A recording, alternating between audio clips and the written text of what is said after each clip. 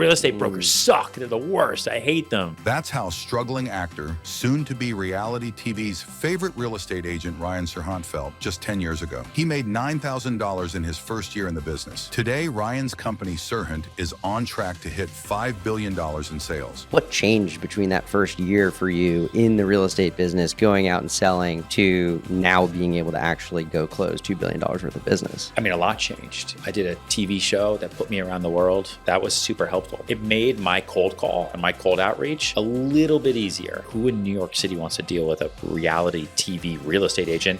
But then it was easier in other respects where people just didn't know other people. And they were like, oh, if NBC Universal trusts you to be one of the best in New York, then I don't know, my place is like $1 million. Can you sell it for me? I know 10 other brokers, but they're all really annoying and you seem normal. And that was my pitch for a good amount of time. So how does someone go from botching the LSATs to selling $1 million condos in Manhattan? Keep watching to get the full scoop.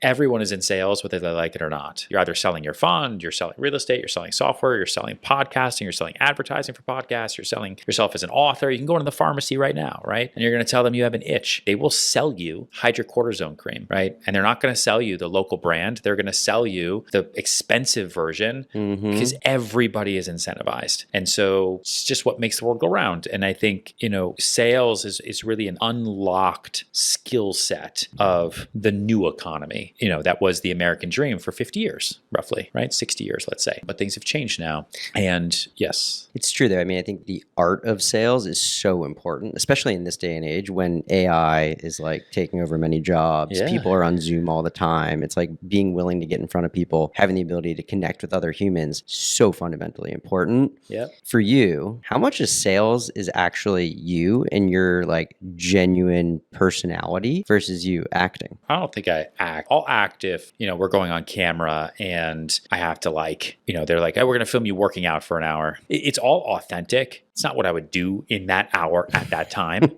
because I have stuff to do. But everything I do is pretty authentic. I think anyone who meets me, and I hear this all the time because I meet people every day that I don't know, like, oh, it's so great. You're just like you are on TV. You're just like you sound on your book. Like, you're just like this. Like, what did you expect? Like, oh, well, I met that other guy. That guy sucks in real life. And I'm like, well, okay. I try not to suck in real life. It's authenticity. Yeah. It's the finest form of anything, I think, in life is to bring your authentic self into things. Yeah, it's powerful. So, all right, I get it. You had a TV show that helped you grow a little bit. But I did hear a rumor that you used to go up into the Upper East Side, I think, and you used to talk to pregnant women. Listen. What's the story? What is this podcast? I'm not from New York. I'm not from here. I didn't go to schools here. I'm not overly religious. I didn't know anybody. All my friends in New York City that I made my first 2 years being here were acting friends, and those people have no money. And so in order for me to meet new clients and try to make any money, because as a real estate agent, there's no salaries. Like people complain about commissions and fees all the time. Like there's no base, there's no benefits, there's no nothing. And so you're a hunter and gatherer, right? You're a caveman or cavewoman running around. And so I would meet clients on Craigslist. That was number one for me. Or you'd have to go meet strangers. And because I didn't have a network at all, it's like, what are the things I do? I go to, I guess, a coffee shop. Saks Fifth Avenue is across the street. And I go to a gym. I could work out for free at Equinox on 63rd and Lex because I would pass out flyers for them. And so if I passed out flyers, then I could work out for free in off-peak hours. So I was a flyer guy at the 63rd Street F station. And I was like, how do I talk to total strangers? Now I know to use things like the 2 C's, which are you immediately give someone a compliment, disarm them, instant superficial trust, and then you try to find something in common, right? And then you just talk, and then all you have to do is ask questions. That is literally how you make friends and keep conversation going. You just ask questions because people love hearing themselves talk. And so with the pregnant women, what I saw was that they love a compliment when you're authentic, and we had something in common because they looked like they needed more space. And that's what I would do. If you were pregnant on the Upper East Side in New York City between like the end of 2008 to early 2010, and you were wearing Lululemon, there's a good chance that I was coming up to you and saying, just want to let you know, you look great. I'm not weird at all. I'm a real estate agent. If you're looking for a 2-bedroom apartment or a 3-bedroom apartment for a brand new bundle of joy, I would love to help you. Super cool. Here's my card. See ya. And multiple people came back to me. Love that. And, you know, some of them were impressed that I had the balls to say hi to a stranger. Some of them got back to me like weeks later. Or like, hey, I told my husband how ridiculous it was that you stopped me in Starbucks. And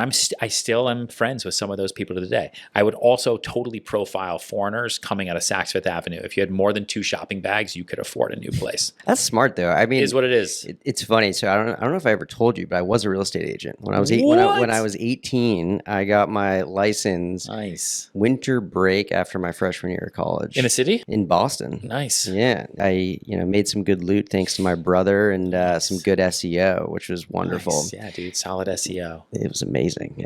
One thing actually though that really resonates with me from your story, and one thing why I think I find you really inspiring is you really did come out here from nothing and were able to make something of yourself. And when I came to New York, I remember when I joined a venture fund, I was looking around. I'm like, okay, there are all these kids from Harvard and Penn and Stanford, and they're backing their friends. Yeah. You know, I went to Yeah. the University of Miami. My Yeah. friends weren't going and starting venture-backed companies Yeah. in the next Uber, so I had to go and figure that out. And so Yeah. before I had my job in venture, I literally was living in Boston at home. I drove for Uber during the day to make money, and I would literally go stop by HBS and walk into the iLab, and I'd go to MIT, and I'd go into these random competitions, and I would meet founders. And what's crazy is one of the best investments I ever made came from that 7 years after I met the founder, and it's now a nearly $2 billion company. And I just think about like, if you actually go figure out where can you find these pools of talent, Yeah. and where will these long relationships come from, it'll pay out in the long Just run. got to put yourself out there. You never know. The best real estate deals I've ever done have been totally random.